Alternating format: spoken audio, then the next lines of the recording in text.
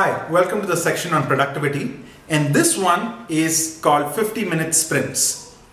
The basic idea here is that a lot of entrepreneurs like you and me may be firefighting, there are challenges every day, but how do you set aside some time to do work that is important but not necessarily urgent? We call them 50-minute sprints, and we recommend that entrepreneurs get at least two 50-minute sprints in every week.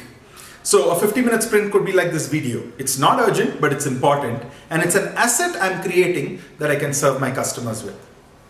Two things that you need to keep in mind in 50-minute sprints. Number one, you need to pre-decide. And then second one is you need to work in a distraction-free area. Let me talk about a distraction-free area and some examples.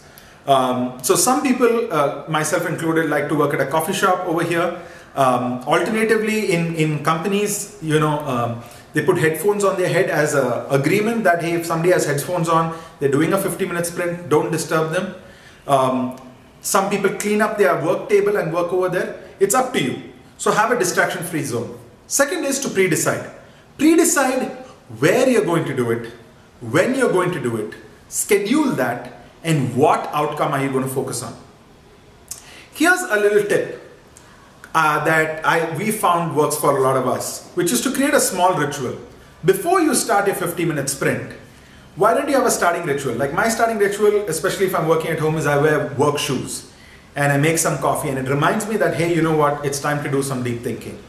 Alternatively, other people listen to a certain music, or they do a little bit of a ritual, or they go for a small walk before they start, but have a starting ritual. Second is have a completion ritual. After 50 minutes, this is the one I have, it's a really silly one, which is I take my hand, I put it on my back and I say, good job.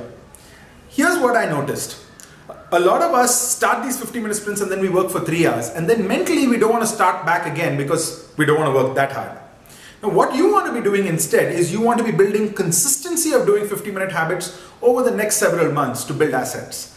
So the key thing here is not going long, but consistently doing 50-minute habits, 50-minute sprints.